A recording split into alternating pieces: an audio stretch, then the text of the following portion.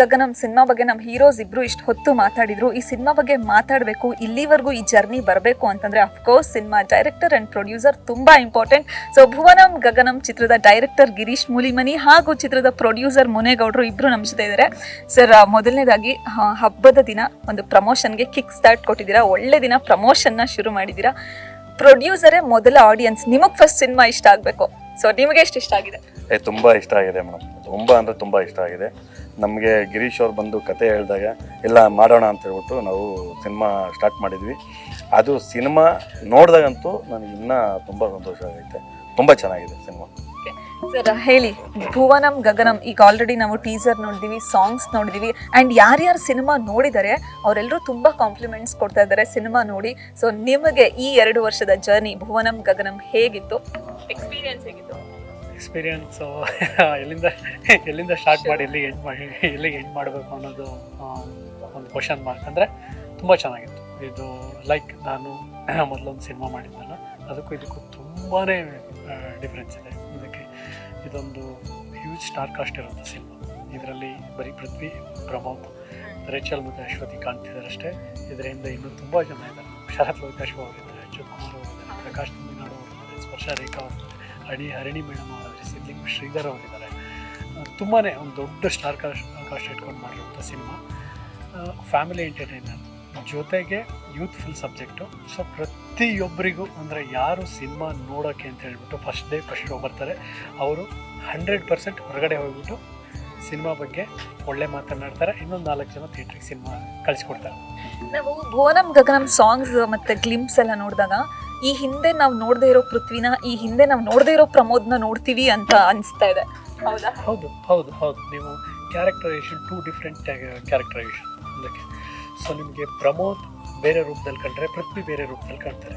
So ನಿಮಗೆ ಭುವನಂ ಗಗನ, ಭೂಮಿಗೂ ಆಕಾಶಕ್ಕೂ ತುಂಬಾ difference ಇದೆ ಅಲ್ವಾ? ಸೊ ನಾವು ಆಕಾಶದಲ್ಲಿ ಆಗ್ತಕ್ಕಂಥ ಕ್ರಿಯೆಗಳೇ ಬೇರೆ, ಭೂಮಿ ಮೇಲೆ ಆಗ್ತಕ್ಕಂಥ ಕ್ರಿಯೆಗಳೇ ಬೇರೆ. ಬಟ್ ಎರಡರ ಮಧ್ಯೆ ಪ್ರೀತಿ ಇದೆ. ಸೊ ಭುವನಂ ಗಗನ ಮೀನ್ಸ್ ಪ್ರೀತಿ. ಎರಡರ ಮಧ್ಯೆ ಪ್ರೀತಿ ಇರೋದಕ್ಕೇ ನಾವಿನ್ನೂ ಭೂಮಿ ಮೇಲೆ ಸೊ ಆರಾಮಾಗಿ ಬದುಕ್ತಾ ಇರೋದಲ್ವ. ಹಾಗೆ 2 ಡಿಫ್ರೆಂಟ್ ಕೈಂಡ್ ಆಫ್ ಜಾನರ್ ಇಲ್ಲಿಗೆ ಕ್ಯಾರೆಕ್ಟರ್ ಇದ್ದರೂ ಕೂಡ ಸೊ ಇಬ್ಬರ ಮಧ್ಯೆ ಏನು ನಡೆಯುತ್ತೆ ಅನ್ನೋದೇ ಸಿನಿಮಾ. ಹೌದು. ಸೊ ನನಗೆ ಹೇಳ್ತಾ ಇದ್ರು, ಪ್ರೊಡ್ಯೂಸರ್ಗೆ ಇಂಡಸ್ಟ್ರಿ ಹೊಸದೇನಲ್ಲ, ತುಂಬ ಜನ ಹೀರೋಸ್ ಪರಿಚಯ, ಪ್ರೊಡ್ಯೂಸರ್ಸ್ ಪರಿಚಯ, ಡೈರೆಕ್ಟರ್ಸ್ ಪರಿಚಯ, ಎಲ್ಲರೂ ಪರಿಚಯ ಇದ್ದಾರೆ ಅಂತ. ಬಟ್ ಸ್ಟಿಲ್ ನಿಮ್ಮ ಮೊದಲನೇ ಸಿನಿಮಾಗೆ ಈ ತಂಡವನ್ನೇ ಆಯ್ಕೆ ಮಾಡ್ಕೊಳ್ಳೋಕ್ಕೆ ಏನು ಕಾರಣ? ಡೈರೆಕ್ಟರ್ ಕೆಲಸ ಇಷ್ಟ ಆಯ್ತಾ? ಕಥೆ ತುಂಬ ಇಷ್ಟ ಆಯ್ತಾ? ಏನಕ್ಕೆ ಈ ಸಬ್ಜೆಕ್ಟ್ಸ್ ಎಲ್ಲ? ನನಗೆ ಸುಮಾರು ದಿವಸದಿಂದ ನನಗೆ ಇಂಡಸ್ಟ್ರಿಯಲ್ಲಿ ಪರಿಚಯ ಇದ್ದಾರೆ. ನನಗೇನು ಸಿನಿಮಾ ಮಾಡಬೇಕು ಅಂತೇಳಿ ಯಾವತ್ತೂ ಏನು ಅನಿಸಿರಲಿಲ್ಲ. ನಮ್ಮ ಗಿರೀಶ್ ಮೂಲೆಮನಿ ಅವರು ಬಂದು ನನಗೆ ಇಲ್ಲ ಸರ್ ಮಾಡಿ ಚೆನ್ನಾಗಿದೆ ಅಂತ ಹೇಳ್ಬಿಟ್ಟು ಸುಮಾರು ಸಲ ಬಂದಿದ್ದರು. ಆದರೆ ನಾನು ಕತೆ ಏನು ಕೇಳಿರಲಿಲ್ಲ. ಆಮೇಲೆ ಒಂದು ಸಲ ಆಯಿತು ಕತೆ ಹೇಳಿ ಅಂತ ಹೇಳ್ಬಿಟ್ಟು ಕತೆ ಕೇಳಿದ್ಮೇಲೆ ನನಗೆ ತುಂಬ ಇಷ್ಟ ಆಯಿತು ಕತೆ. ಹಂಗಾಗಿಲ್ಲ ಮಾಡೋಣ ಅಂತ ಹೇಳ್ಬಿಟ್ಟು ಇದು ಮಾಡಿದ್ವಿ. ಇದು ನೋಡಿ ಮೇಡಮ್, ಎಲ್ಲ ವರ್ಗದ ಜನಕ್ಕೂ, ಈ ಕಡೆ ಲವರ್ಸ್ಗೂ ಚೆನ್ನಾಗಿದೆ, ಫ್ಯಾಮಿಲಿ ಮೆಂಬರ್ಸ್ಗೆ ಬಂದು ಕೂತ್ಕೊಂಡು ನೋಡ್ಬೋದು. ಆಮೇಲೆ ಆಕ್ಷನ್ನು ಇದೆ, ಎಲ್ಲ ಥರ ಎಂಟರ್ಟೈನ್ಮೆಂಟು ಇದರಲ್ಲಿದೆ. ಯಾರೇ ಒಬ್ಬ ಬಂದು ಕೂತ್ಕೊಂಡ್ರೆ 1 ನಿಮಿಷ ಬೇಜಾರಾಗುವಂಥ ಎಲ್ಲೂ ಆ ಥರ ಇಲ್ಲ ಸೀನು. ನೀವು ಸ್ಟಾರ್ಟಿಂಗಿಂದ ಎಂಡ್ವರೆಗೂ ತುಂಬ ಚೆನ್ನಾಗಿದೆ. ಹಾಗಾಗಿ ಇದನ್ನು ನಾನು ಒಪ್ಕೊಂಡೆ. ನಿಮ್ಮ ಹೀರೋಸ್ ನಾವು ನೋಡ್ದಂಗೆ ಈಗ ಸಾಂಗ್ಸಲ್ಲಿ ಅಥವಾ ಕ್ಲಿಮ್ಸಲ್ಲೆಲ್ಲ ತುಂಬ ಚೆನ್ನಾಗಿ ಪರ್ಫಾರ್ಮ್ ಮಾಡಿದ್ದಾರೆ, ಪೃಥ್ವಿ, ಅಂಬರ್, ಪ್ರಮೋದ್. ನಿಮ್ಮ ಹೀರೋಸ್ ಪರ್ಫಾರ್ಮೆನ್ಸ್ ಬಗ್ಗೆ ನಿಮಗೆ ಹೇಗೆ ಅನಿಸ್ತು?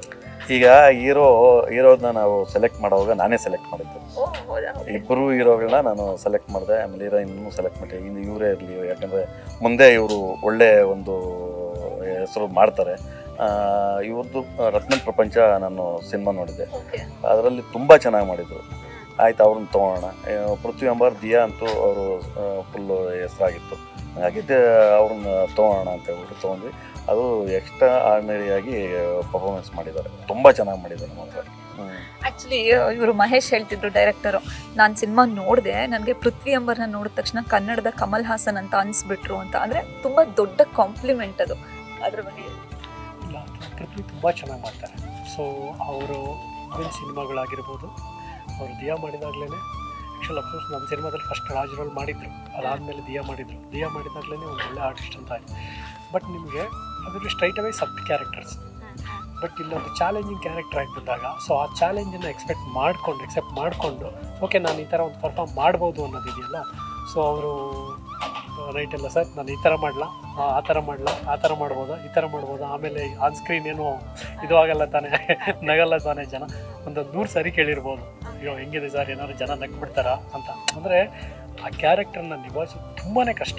ಸುಮ್ಮನೆ ನೀವು ಅಂದರೆ ಯಾರೊಬ್ಬರು ಯಾರೇ ಆಗಿರ್ಬೋದು ಕಲಾವಿದರು ಮಾಡ್ತಾರೆ, ಬಟ್ ಮಾಡೋಕ್ಕೆ ಹೋಗ್ಬಿಟ್ಟು ಅದು ಆಭಾಸ ಆದರೆ ಸೊ ನಿಮ್ಗೆ ಏನಾಗುತ್ತೆ ಅಂದರೆ ಮಾಡಿಸಿದವರಿಗೂ ಮಾಡಿದವ್ರಿಗೂ ಇಬ್ಬರಿಗೂ ಅದು ಅವಮಾನ. ಬಟ್ ಅದನ್ನು ಕ್ಯಾರೆಕ್ಟರ್ನ ಅವ್ರು ಅದನ್ನು ಒಳಗಡೆ ತಗೊಂಡು ಪರ್ಫಾರ್ಮ್ ಮಾಡಿದ್ದಾರೆ, ತುಂಬ ಚೆನ್ನಾಗಿ ಮಾಡಿದ್ದಾರೆ, ತುಂಬ ಅಂದರೆ ತುಂಬ ಚೆನ್ನಾಗಿ ಮಾಡಿದ್ದಾರೆ. ಎಸ್, ಅವರು ನನ್ನ ಮಟ್ಟಿಗೆ ಇತ್ತೀಚಿನ ರೀಸೆಂಟ್ ದಿನಗಳಲ್ಲಿ ಒಬ್ಬ ಯಂಗ್ ಹುಡುಗ ಆ ಥರದ್ದೊಂದು ಕ್ಯಾರೆಕ್ಟರ್ನ ಚಾಲೆಂಜಾಗಿ ತಗೊಂಡು ಮಾಡಿರೋದು ಫಸ್ಟ್ ಟೈಮ್ ಅನ್ಸುತ್ತೆ. ಎಕ್ಸ್ಪೀರಿಯನ್ಸ್ ಇರೋರು ಮಾಡಿದ್ದಾರೆ, ನಾನು ಅವ್ರ ಬಗ್ಗೆ ಹೇಳಲ್ಲ, ಬಟ್ ಈಗ ಅಪ್ಕಮಿಂಗ್ ಬರ್ತಾ ಇರೋ ಹೀರೋಗಳಲ್ಲಿ ಆ ಥರದ್ದೊಂದು ಕ್ಯಾರೆಕ್ಟರ್ ಮಾಡಬೇಕು ಅಂತ ತಗೊಂಡು ಮಾಡಿದಾರಲ್ಲ, ಅದು ನಿಜವಾಗ್ಲೂ ಪೃಥ್ವಿ ಇದರಲ್ಲಿ ತುಂಬ ಚೆನ್ನಾಗಿ ಮಾಡಿದ್ದಾರೆ. ಶೂಟಿಂಗ್ಗೆ ಬಹಳಷ್ಟು ಕಡೆ ಹೋಗಿದ್ರಿ, ಬಟ್ ಎಸ್ಪೆಷಲಿ ಎಲ್ಲರೂ ಈ ಕನ್ಯಾಕುಮಾರಿ ಪೋರ್ಷನ್ ಬಗ್ಗೆ ಮಾತಾಡ್ತಿರೋ ಅಂಥದ್ದು. ಸೊ ಅಲ್ಲಿ ಹೇಗಿತ್ತು ಶೂಟಿಂಗ್ ಎಕ್ಸ್ಪೀರಿಯನ್ಸು, ಎಷ್ಟು ಚಾಲೆಂಜಿಂಗ್ ಆಗಿತ್ತು ಕನ್ಯಾಕುಮಾರಿಯಲ್ಲಿ ಶೂಟ್ ಮಾಡೋದು ಅಂತ ಹೇಳಿದ್ರೆ ನಾನು ಹೇಳಿದೆ ಸರಿಗೆ, ಸರ್ ಹಿಂಗೆ ಈ ಥರ ಕನ್ಯಾಕುಮಾರಿಯಲ್ಲಿ ಈ ಥರ ನಡೆಯುತ್ತೆ, ಈ ಥರ ಹಿಂಗೆ ಆಗುತ್ತೆ ಅಂತ ಹೇಳ್ಬಿಟ್ಟು ಸರಿ ಮಾಡಿ ಅಂತಲೇ ಹೇಳಿದ್ದು. ನಾನು ಹೇಳಿದ್ದು ಇಲ್ಲೇ ಎಲ್ಲಾದರೂ ಮಾಡ್ಕೋಬೋದಲ್ಲ, ಅದನ್ನು ಅಲ್ಲೇ ಹೋಗಿ ಮಾಡಬೇಕು ಏನು ಅಂತ ಕೇಳಿದೆ. ಇಲ್ಲ ಸರ್ ಅಲ್ಲೇ ಮಾಡಬೇಕು ಚೆನ್ನಾಗಿರುತ್ತೆ ಅಂತ ಹೇಳಿದ್ರು. ಆಯ್ತಪ್ಪ ಮಾಡು, ಅಲ್ಲೇ ಮಾಡು ನೀನು ಅಂತ ಹೇಳಿ. ನೀವು ಹೋಗಿದ್ರಿ ಸರ್? ಇಲ್ಲ, ಕನ್ಯಾಕುಮಾರಿಗೆ ಹೋಗಿಲ್ಲ. ಶೂಟಿಂಗ್ ಸ್ಪಾಟಿಗೆ ಬರ್ತಿದ್ರಾ ಅಥವಾ ಹೋಗ್ತಾ ಇದ್ದೆ. ನಾನು ಈ ಕಡೆ ಎಲೆಕ್ಷನಲ್ಲಿ ಬ್ಯುಸಿ ಇರೋದ್ರಿಂದ ಫುಲ್ ಹೋಗೋಕ್ಕಾಗಲ್ಲ. ಮೈನ್ ಹೋಗಿದ್ದೀನಿ, ಒಂದು 4-5 ಕಡೆ ಹೋಗಿದ್ದೀನಿ. ನಿಮಗೆ ಒಂದು ವಿಷಯ ಗೊತ್ತಿಲ್ಲ ಮೇಡಮ್, ಸೊ ನಾನು ತುಂಬ ಚೆನ್ನಾಗಿ ನೋಡಿದ್ದೀನಿ. ನಾನು ಸಿನಿಮಾ 2 ಮಾಡಿರ್ಬೋದು, ಬಟ್ ನನಗೆ ಸಿನಿಮಾದ ಅನುಭವ ತುಂಬ ಇದೆ. ಸೊ ಅದನ್ನು ನಾನು ಸೊ ಅನುಭವದಲ್ಲಿ ಫ್ಯಾಷನೇಟ್ ಆಗಿ ಒಬ್ಬ ನಿರ್ಮಾಪಕರು ಅಂತ ಹೇಳಿದರೆ ನಿಮಗೆ ಫ್ಯಾಷನೇಟ್ ಆಗಿರ್ಬೇಕು. ಅಂದರೆ ಸಿನಿಮಾ ಓಕೆ ಇದಕ್ಕೆ ಇದು ಖರ್ಚಾಗುತ್ತೆ, ಓಕೆ ಇದು ಖರ್ಚಾಗುತ್ತಾ, ಇದಾಗುತ್ತೆ ಹೇಳಿದ ತಕ್ಷಣವೇ ಅವರಿಗೆ ಎಷ್ಟು ಸೂಕ್ಷ್ಮ ಅಂದರೆ ಓಕೆ ಇದು ಬೇಕು, ಇಲ್ಲೇ ಎಲ್ಲರೂ ಮಾಡ್ಬೋದಾ ಅಂತ ಹೇಳಿ. ಇಲ್ಲ ಸರ್ ಅಲ್ಲಿ ಬೇಕು, ಸರಿ ಹೋಗಿ ಸರ್, ಇಲ್ಲ ಸರ್ ಇದು ಕಳಸ ಮತ್ತು ಕುದುರೆ ಮುಖದಲ್ಲಿ ಮಾಡ್ತೀವಿ ಮಾಡಿ, ಸರ್ ಇಲ್ಲ ಸರ್ ಎಲ್ಲಿ ಚಿತ್ರದುರ್ಗದಲ್ಲಿ ಮಾಡ್ತೀವಿ, ರಾಣೆಬೆನ್ನೂರಲ್ಲಿ ಮಾಡ್ತೀವಿ ಮಾಡಿ, ಸರ್ ಇಲ್ಲ ಸರ್ ಕನ್ಯಾಕುಮಾರಿಗೆ ಹೋಗ್ತೀವಿ ಮಾಡಿ, ಸರ್ ಇಲ್ಲ ಸರ್ ಮೈಸೂರಲ್ಲೇ ಕಾಲೇಜ್ ಹೋಗ್ತೀವಿ ಮಾಡಿ, ಸಕಲೇಶ್ಪುರದಲ್ಲಿ ಚೆನ್ನಾಗಿದೆ ಸರ್ ಮಾಡಿ. ನಾವು ಹತ್ತತ್ರ ಕರ್ನಾಟಕದಲ್ಲಿ ಒಂದು ಸ್ವಲ್ಪ ನಾರ್ತ್ ಧಾರವಾಡದಿಂದ ಆ ಕಡೆಗೆ ಬಿಟ್ಟು ಈ ಕಡೆ ಎಲ್ಲರೂ ಶೂಟ್ ಅಷ್ಟಕ್ಕೂ ಕೂಡ ಅಂದರೆ ಕತೆ ಇದು ಚೆನ್ನಾಗಿದೆ, ಸೆನ್ಸ್ ಚೆನ್ನಾಗಿದೆ ಅವರಿಗೆ. ಅವರು ಹಿಂಗೆ ನಿಂತಿರ್ಬೋದು, ಬಟ್ ಅವ್ರಿಗೆ ಆ ಸೆನ್ಸ್ ಚೆನ್ನಾಗಿದೆ. ವರ್ಕ್ ಯಾರು ಮಾಡ್ತಾರೆ, ಏನು ಮಾಡ್ತಿದ್ದಾರೆ, ಆ ಸೆನ್ಸ್ ತುಂಬ ಚೆನ್ನಾಗಿದೆ. ಸೊ ಸಿನಿಮಾ ಅವ್ರು ಫಸ್ಟ್ ಕಾಪಿ ನೋಡಿದಾಗ, ಸೊ ಫಸ್ಟ್ ಟೈಮ್ ನೋಡಿದ್ವಿ ಚೆನ್ನಾಗಿದೆ ಅಂತ, ಸೆಕೆಂಡ್ ಟೈಮ್ ನೋಡಿದ್ವಿ ಅದ್ಭುತವಾಗಿದೆ ಅಂತ ಬಂದು, 3ನೇ ಟೈಮ್ ನೋಡಿದ್ವಿ ವಾವ್ ನಾವೇನೋ ಮಾಡಿದ್ದೀವಿ ಇಟ್ಕೊಂಡು ಬಂದ್ವಿ. ಅಂದರೆ ಪ್ರತಿ ಸಾರಿ ನೋಡಿದಾಗಲೂ ನೀವು ಸಿನಿಮಾ ನೋಡಿಸ್ಕೊಂಡೇ ಹೋಗುತ್ತೆ ಹೊರತು ಅದು ಅದಕ್ಕೆ ಸಿನಿಮಾ ಒಂದು ಸಾರಿ ನೋಡಿದ್ದೀವಲ್ವಾ ಅಂತ ಅನಿಸಲ್ಲ. ಈ ಎಕ್ಸ್ಪೀರಿಯೆನ್ಸ್ 100% ಆಡಿಯನ್ಸ್ಗೂ ಆಗುತ್ತೆ ಅಂತ ನನಗಿದು. ಯಾಕೆಂದರೆ ನಮ್ಮ ಕನ್ನಡ ಜನ ದೊಡ್ಡ ದೊಡ್ಡ ಸ್ಟಾರ್ಗಳನ್ನ ಬೆಳೆಸಿದ್ದಾರೆ. ಸ್ಟಾರ್ಗಳ ಜೊತೆಗೆ ಹೊಸಬ್ರು ಕೂಡ ಸ್ಟಾರ್ಗಳಾಗಬೇಕಲ್ವ, ಹೊಸ ಡೈರೆಕ್ಟರ್ ಕೂಡ ಬರಬೇಕು, ಹೊಸ ಹೀರೋಗಳು ಕೂಡ ಸ್ಟಾರ್ಗಳಾಗಬೇಕು. ಹೊಸ SVC ಫಿಲಮ್ಸ್ ಈಗ ಬಂದಿದೆ, ಹೊಸ ನಿರ್ಮಾಪಕರು ಕೂಡ ಒಂದು 4-6 ಸಿನಿಮಾಗಳನ್ನ ಮಾಡಬೇಕಲ್ವ. ಸೊ ಆವಾಗ ತಾನೇ ಇಂಡಸ್ಟ್ರಿ ನಮಗೆ ದೊಡ್ಡದಾಗಿ ಕಾಣೋದು. ಸೊ ಹಾಗಾಗಿ ಭುವನಂ ಗಗನಂ ಮುಖಾಂತರ 2 ಸ್ಟಾರು, ಒಬ್ಬ ಸ್ಟಾರ್ ಪ್ರೊಡ್ಯೂಸರ್ ಬರ್ತಾರೆ ಅಂತ ನನ್ನ ಬಲವಾದ ನಂಬಿಕೆ. SVC ಫಿಲ್ಮ್ ಬ್ಯಾನರ್ ನಾನು ಈ ಗರ್ವದಿಂದ ಹೇಳ್ಕೊಳ್ಳೋದು ಅಂತ ಹೇಳ್ತಾರೆ, ಅಥವಾ ಹೆಮ್ಮೆಯಿಂದ ಹೇಳ್ಕೊಳ್ತೀನಿ, ನಾನು ಫಸ್ಟ್ ಸಿನಿಮಾ ಮಾಡಿದ್ದೀನಿ. ಬಿಕಾಸ್ ಆ ಸಿನಿಮಾ ಬ್ಯಾನರಿಗೆ ಏನು ಮುನೇಗೌಡ ಸರ್ ಎಷ್ಟು ವ್ಯಾಲ್ಯೂ ಇದೆಯೋ SVC ಬ್ಯಾನರಿಗೆ ಕೂಡ ಅಷ್ಟೇ ವ್ಯಾಲ್ಯೂ ಇದೆ. 1 ಇಂಚು ಕೂಡ ಅದನ್ನು ಕಡಿಮೆ ಮಾಡಿಸಿಲ್ಲ. ಸಿನಿಮಾನ ತುಂಬ ಚೆನ್ನಾಗಿ ಮಾಡಿದ್ದೀನಿ. ಸಿನಿಮಾ ಫ್ಯಾಮಿಲಿ ಆಡಿಯನ್ಸ್, ಒಂದು ಚಿಕ್ಕ ಮಕ್ಕಳಿಂದ ಹಿಡಿದು ಹಣ್ಣು ಮುದುಕರವರೆಗೂ ಒಳಗಡೆ ಕರ್ಕೊಂಡು ಬಂದು ಸಿನಿಮಾ ನೋಡಿ ಎಂಜಾಯ್ ಮಾಡಿಕೊಂಡು ಹೊರಗಡೆ ಹೋಗ್ಬೋದು, ಎದೆ ತುಂಬ್ಕೊಂಡು ಹೋಗ್ಬೋದು, ಕಣ್ಣು ತುಂಬ್ಕೊಂಡು ಹೋಗ್ಬೋದು. ಸರ್ ನಿಮ್ದೊಂದು ಸರ್ಕಲ್ ಇರುತ್ತೆ, ನಿಮ್ಮ ಫ್ಯಾಮಿಲಿ ಫ್ರೆಂಡ್ಸ್ ಎಲ್ಲ. ಸೊ ಅವ್ರ ಕಡೆಯಿಂದ ಬಂದಂಥ ರೆಸ್ಪಾನ್ಸ್, ಟೀಸರ್ ನೋಡೋ ಅಥವಾ ಸಾಂಗ್ಸ್ ನೋಡಿ ನಿಮಗೆ ಏನೆಲ್ಲ ರೆಸ್ಪಾನ್ಸ್ ಬಂದಿದೆ? ನಮ್ಮ ಫಸ್ಟು ಸಾಂಗ್ ಬಿಟ್ಟಾಗ ಮತ್ತು ಟೀಸರ್ ಬಿಟ್ಟಾಗ ತುಂಬ ಚೆನ್ನಾಗಿದೆ ಅಂತ ಹೇಳ್ಬಿಟ್ಟು ನಮ್ಮ ಫ್ರೆಂಡ್ಸ್ ಆಗಲಿ, ಇಲ್ಲ ನಮ್ಮ ಫ್ಯಾಮಿಲಿ ಕಡೆಯಿಂದ ಆಗಲಿ, ಎಲ್ಲ ಕಡೆಯಿಂದ ಫೋನ್ ಬರ್ತಾಯಿತ್ತು. ಮತ್ತು ನಮ್ಮ ಫ್ಯಾಮ್ಲಿನ ಫಿಲಮ್ಗೆ ಕರ್ಕೊಂಡು ಹೋಗಿದ್ದೆ ನಾವು. ಫಸ್ಟ್ ಕಾಪಿ ನೋಡಬೇಕಾದ್ರೆ ಕರ್ಕೊಂಡು ಹೋದೆ. ತುಂಬ ಅವರಂತೂ ಖುಷಿ ಆಗೋಗ್ಬಿಟ್ರು. ಬಿಡಿ ದುಡ್ಡು ಮೇಯ್ನ್ ಅಲ್ಲ, ನಾವು ಯಾವುದೋ ಒಂದು ಕನ್ನಡ ಚಿತ್ರರಂಗಕ್ಕೆ ಒಳ್ಳೆ ಸಿನಿಮಾ ಕೊಡ್ತಾಯಿದ್ದೀವಿ ನಾವು ಅಂತ ಹೇಳ್ಬಿಟ್ಟು ಹೇಳಿದ್ರು. ಹಂಗಾಗಿ ನನಗೆ ತುಂಬ ಖುಷಿ ಆಗ್ತೈತೆ. ಈ ಸಿನಿಮಾ ಕರೆಕ್ಟಾಗಿ ಜನ ಥಿಯೇಟ್ರಿಗೆ ಬಂದು ನೋಡಿ ಒಂದು ಸ್ವಲ್ಪ ಪಿಕಪ್ ಆಯಿತು ಅಂದರೆ ಎಲ್ಲೋ ಹೋಗುತ್ತೆ, ಅದು ಮುಟ್ಟಕ್ಕಂತೂ ಚಾನ್ಸ್ ಇಲ್ಲ. ಆ ರೇಂಜ್ಗೆ ರೀಚ್ ಆಗುತ್ತೆ. ಆ ರೀಚ್ ಆಗೋದು ಜನ ಥಿಯೇಟ್ರಿಗೆ ಬರೋದೇ ಇಲ್ಲಿ ಮೇಯ್ನ್ ಇರೋದು. ಹಂಗಾಗಿ ಈಗ ಬೇರೆ ಕಡೆ ಎಲ್ಲ ಏನೋ ಮಾಡ್ತಾರೆ, ಇದಾಗುತ್ತೆ. ನಮ್ಮ ಕನ್ನಡದಲ್ಲಿ ಹೊಸಬ್ರಿಗೆ ಒಳ್ಳೆ ಸ್ಟೋರಿ ಬಂದಿರೋಂಥ ಸಿನಿಮಾಗಳಿಗೆ ಜನ ಬರಬೇಕಷ್ಟೇ, ಬಂದು ನೋಡಿ ಬೇರೆಯವ್ರಿಗೆ ಹೇಳಿದ್ರೆ ವರ್ಕೌಟ್ ಆಗುತ್ತೆ ಅಂತೇಳಿ ನಾನು ಅಂದ್ಕೊಳ್ತಾ ಇದ್ದೀನಿ. ಸಿನಿಮಾ ಮಾಡೋದಕ್ಕಿಂತ ಸಿನಿಮಾ ತಲುಪಿಸೋದು ತುಂಬಾ ದೊಡ್ಡ ಚಾಲೆಂಜ್ ಇವಾಗ. ಸೊ Feb 14th ರಿಲೀಸ್ಗೆ ರೆಡಿ ಇದೆ. ನೀವೇನು ಪ್ಲಾನ್ ಮಾಡ್ಕೊಂಡಿದ್ದೀರಾ ಜನರಿಗೆ ತಲುಪಿಸೋದಕ್ಕೆ, ಪ್ರಮೋಷನ್ ಆಗಲಿ ಈ ಥರದ ವಿಚಾರಗಳು? ಮೇಡಮ್, ಈಗ ನೋಡಿ, ನಾವು February 14th ಆಲ್ರೆಡಿ ರಿಲೀಸ್ಗೆ ನಾವು ಪ್ಲ್ಯಾನ್ ಮಾಡಿದ್ವಿ. ಈ 14th ಈ ಪ್ರಮೋಷನ್ನು ವರ್ಷಕ್ಕೆ ಒಂದು ಫಸ್ಟ್ ಹಬ್ಬ ಅಲ್ಲಿಂದನೇ ಸ್ಟಾರ್ಟ್ ಮಾಡಿದ್ವಿ. ಒಳ್ಳೇದಾಗಬೇಕು, ರೈತರಿಗೆಲ್ಲ ಒಳ್ಳೇದಾಗ್ತದೆ. ಅದೇ ರೀತಿ ನಮಗೆ ಸಿನಿಮಾಗೆ ಒಳ್ಳೇದಾಗಬೇಕು ಅಂತ ಹೇಳ್ಬಿಟ್ಟು ನಾವು ಪ್ರಮೋಷನ್ನು ಸ್ಟಾರ್ಟ್ ಮಾಡಿದ್ದೀವಿ. ನಾವು ಫುಲ್ಲು ಪ್ರಮೋಷನ್ ಮಾಡ್ತೀವಿ ಮೇಡಮ್. ಯಾವುದೇ ದೊಡ್ಡ ಸಿನಿಮಾ ಯಾವ ರೀತಿ ಮಾಡ್ತಾರೋ ಅದೇ ರೀತಿಯೇ ನಾನು ಪ್ರಮೋಷನ್ ಮಾಡ್ತೀನಿ. ಪ್ರಮೋಷನ್ ವಿಷಯದಲ್ಲಿ ಹಿಂದೆ ಅಂತೂ ಹೋಗೋದಿಲ್ಲ. ನನ್ನ ಎಷ್ಟು ಶಕ್ತಿ ಇದೆಯೋ ಅಷ್ಟನ್ನು ಜನಕ್ಕೆ ರೀಚ್ ಆಗೋಕ್ಕೆ ಏನೇನು ಪ್ಲ್ಯಾನ್ಸ್ ಇದೆಯೋ ಅದನ್ನೆಲ್ಲ ಪ್ಲ್ಯಾನಿಂಗ್ ಮಾಡ್ಕೊಂಡಿದ್ದೀನಿ, ಅದೆಲ್ಲ ಮಾಡ್ತೀನಿ. ಸರ್, ಎಸ್ಪೆಷಲಿ ಸಾಂಗ್ ಬಗ್ಗೆ ಮಾತಾಡಬೇಕು. ಎರಡೂ ಸಾಂಗ್ಗಳು ತುಂಬ ಚೆನ್ನಾಗಿ ರೀಚ್ ಆಗಿದೆ. ನಾನು ಅದೇ ಹೇಳ್ತಿದ್ದೆ, ಇಬ್ಬರದು ಡಿಫ್ರೆಂಟ್ ಜಾನರ್ನ ಸಾಂಗ್ ಅಂತ ಹೇಳ್ಬೋದು. ಸೊ ನಿಮ್ಮ music director and action Ravi Varma ಅವ್ರು ಮಾಡಿರೋದು, ತುಂಬ ಒಳ್ಳೊಳ್ಳೆ ಟೆಕ್ನಿಷಿಯನ್ಸ್ ಇದ್ದಾರೆ ನಿಮ್ಮ ಸಿನಿಮಾದಲ್ಲಿ. ಸೊ ಓವರಾಲ್ ನನ್ನ ಸಿನಿಮಾಗಳು, ನನ್ನ ಟೀಮ್ ನಿಜವಾಗ್ಲೂ ನಮ್ಮ ಟೀಮಲ್ಲಿ ಎಡಿಟರ್ ಸುನಿಲ್ ಅಂತ ಇದ್ದಾರೆ, DOP ಉದಯ್ ಲೀಲಾ ಅಂತ ಇದ್ದಾರೆ. ಅದಕ್ಕೆ ತುಂಬ ಚೆನ್ನಾಗಿದೆ. ನಾನು ಎಷ್ಟು ದಿನ ಸಿನಿಮಾ ಮಾಡಿದ್ದೀನೋ ಅಷ್ಟೂ ದಿನ ಬಹುಶಃ ನಮ್ಮ ವೈಫ್ ಸ್ವಲ್ಪ ದಿನ ಊರಿಗೆ ಹೋಗಿರ್ಬೋದು, ಬಟ್ ಅವ್ರು ಎಲ್ಲೂ ಹೋಗಿಲ್ಲ. ಜೊತೆಗೆ ಈಗಲೂ ಕೆಲಸ ಮಾಡ್ತಿದ್ದಾರೆ. ಈಗಲೂ ಆನಂದ್ ಅಡಿಯೋಗಿ ಸಾಂಗ್ ಹೋಗಬೇಕು ಅಂದರೂ ಕೂಡ ಈಗಲ್ಲಿ ಸ್ಟುಡಿಯೋದಲ್ಲಿ ಕೂತ್ಕೊಂಡೇ ಕೆಲಸ ಮಾಡ್ತಾ ಇರ್ತಾರೆ. ಒಳ್ಳೆ ಅದ್ಭುತವಾದ ಸಪೋರ್ಟ್ ಇರ್ತಕ್ಕಂಥ ಟೀಮ್. ಜೊತೆಗೆ ಆ ಟೀಮ್ಗೆ ನಾವು Ravi Varma master, Arjun master action sequence ಮಾಡಬೇಕು ಅಂತ ಹೇಳಿದಾಗ ಆ್ಯಕ್ಷನ್ ಸೀಕ್ವೆನ್ಸ್ ನಿಮಗೆ ಕಣ್ಣಿಗೆ ಹಬ್ಬ. ಸೊ ಅದನ್ನ ಥಿಯೇಟ್ರಲ್ಲಿ ನೋಡುವಾಗ ನೀವು ಥಿಯೇಟ್ರಲ್ಲಿ ನೋಡುವಾಗ ಏನಿದು ಈ ಮಟ್ಟಕ್ಕೆ ಗುಡುಗಿಸ್ಬಿಟ್ಟಿದ್ದೀರಾ ಅಂತ ನಮ್ಮ ಮಹೇಶ್ ಬಂದು ಹೇಳಿದ್ರು, ಏನು ಗುಡುಗಿಸ್ಬಿಟ್ಟಿದ್ದೀರಾ ನೀವು ಅಂತೇಳಿ. ಅಷ್ಟರ ಮಟ್ಟಕ್ಕೆ ಆ್ಯಕ್ಷನ್ ಸೀಕ್ವೆನ್ಸ್ ಇದೆ. ಅದಕ್ಕೆ ತುಂಬ ಚೆನ್ನಾಗಿದೆ. ಆಮೇಲೆ ಸಾಂಗ್ಸ್, ವಿಜಯ್ ಹತ್ರ ನಾವು ಎಷ್ಟು ಟ್ಯೂನ್ ಕೇಳಿದ್ರೂ ಬೇಜಾರೇನು ಮಾಡ್ಕೊಂಡಿಲ್ಲ. ಮುಂಚೆ ಚೇಂಜ್ ಮಾಡಿದ್ವಿ, ಅದನ್ನು ಮಾಡಿದ್ವಿ, ಇದನ್ನು ಮಾಡಿದ್ವಿ, ಲಿರಿಕ್ ಚೇಂಜ್ ಮಾಡಿಸಿದ್ವಿ, ಮತ್ತು ಟ್ಯೂನ್ ಚೇಂಜ್ ಮಾಡಿಸಿದ್ವಿ. Finally I think one point of ಟೈಮಲ್ಲಿ ಒಂದು ಸಾಂಗ್ ಬರುವಾಗ ಐ ಥಿಂಕ್ ನನ್ನ ಪ್ರೊಡ್ಯೂಸರ್ಗೂ ಗೊತ್ತಿರಲಿಲ್ಲ ಇದು ಈ ಥರದ್ದೊಂದು ಸಾಂಗ್ ಒಳಗಡೆ ಪೃಥ್ವಿ ಸಾಂಗ್ ಹೇಳ್ಕೊಂಡು ಬಂದಾಗ. ಕತೆ ನಾವು ಇದನ್ನು ಮಾಡ್ತಾ ಎಲೆಕ್ಷನ್ ಟೈಮಿಗೆ ಬಂತು. ಆ ಟೈಮಲ್ಲಿ ಡೆವಲಪ್ ಮಾಡ್ತಾ ಇನ್ನೊಂದು ಸಾಂಗ್ ತೊಗೊಂಡ್ಬಂದ್ವಿ. ಬಟ್ ಇವತ್ತದು ಸಿನಿಮಾ ರಿಲೀಸ್ ಆದಮೇಲೆ ಸೂಪರ್ ಹಿಟ್ ಆಗುತ್ತೆ. ಹೃದಯ ಬೆಚ್ಚೋರು ನಿಲ್ಲು ಅಂತ, ಅದು ಸಂಚಿತ್ ಹೆಗ್ಡೆ ಹಾಡಿದ್ದಾರೆ. ತುಂಬ ಅಂದರೆ ತುಂಬ ಚೆನ್ನಾಗಿದೆ. ಸೂಪರ್ ಡೂಪರ್ ಹಿಟ್ ಆಗುತ್ತೆ.